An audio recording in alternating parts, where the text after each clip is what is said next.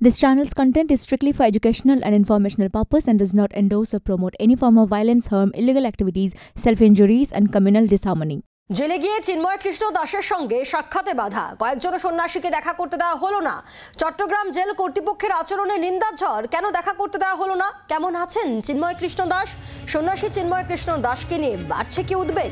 কথা বলবো। টেলিফোনে রয়েছেন রাজীব চক্রবর্তী, প্রতিনিধি। রাজীব, আবারও দেখা যাচ্ছে যে চিন্ময় কৃষ্ণ দাসের সঙ্গে কাউকে সাক্ষাৎ করতে দেওয়া হচ্ছে না। কেন এটা বারবার করে করা হচ্ছে? তিনি কেমন আছেন চিন্ময় কৃষ্ণ দাস, তা নিয়ে তো একটা উদ্বেগের জায়গা থেকেই যাচ্ছে। অবশ্যই দেখো, চিন্ময় কৃষ্ণ দাস তাকে গ্রেফতার করা হয়েছিল 25শে নভেম্বর এবং তারপর থেকে একের পর এক বাহানায় তার জামিন নাকচ করা হয়েছে এবং সম্প্রতি একেবারে শেষ 2রা জানুয়ারি তার জামিনের আবেদন করা হয়েছিল, সেখানেও নাকচ করেছে চট্টগ্রাম আদালত। আমরা যদি দেখি তাকিয়ে যে তার হয়ে সওয়াল করার জন্য এর আগে বাংলাদেশে কোনো আইনজীবী পাওয়া যায়নি। এরকম পরিস্থিতি কোনো সভ্য দেশে এর আগে তৈরি হয়েছে কিনা জানা নেই, তবে তা নিয়ে নিন্দার ঝড় উঠেছে এবং এই কারণেই যত রাগ বাংলাদেশ সরকারের, তদারকি সরকার সেখানে যারা পরিচালন করছেন এবং সরকারকে আড়াল থেকে যারা চালনা করছে, তাদের সেই রাগ গিয়ে পড়ছে ভারতের ওপর।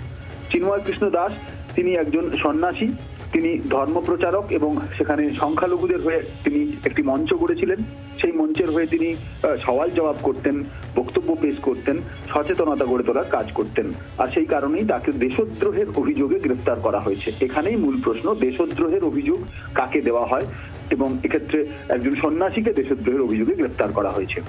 এই আবহে যখন বাংলাদেশ সর্বস্তরে নিন্দিত হচ্ছে, বাংলাদেশের সরকারের আচরণ নিন্দিত হচ্ছে, তখন আরো বেশি করে চাপ বাড়াচ্ছে এবং এটি একেবারে একরকম জেদ বলা যেতে পারে বাংলাদেশ সরকারের। তারা তাদের অবস্থানটাকে জাস্টিফাই করার জন্যই চিন্ময় কৃষ্ণ দাসকে জামিন যাতে না পায় সেই বন্দোবস্ত করছে এবং তাকে আরো বেশি চাপে রাখার জন্য ভারতের সঙ্গে বিদ্বেষ আরো বেশি বাড়ানোর কারণে তার সঙ্গে দেখা করতেও দেওয়া হচ্ছে না। কয়েকজন সন্ন্যাসী তার সঙ্গে দেখা করতে গিয়েছিলেন, তাদের দেখা করতে দেওয়া হয়নি।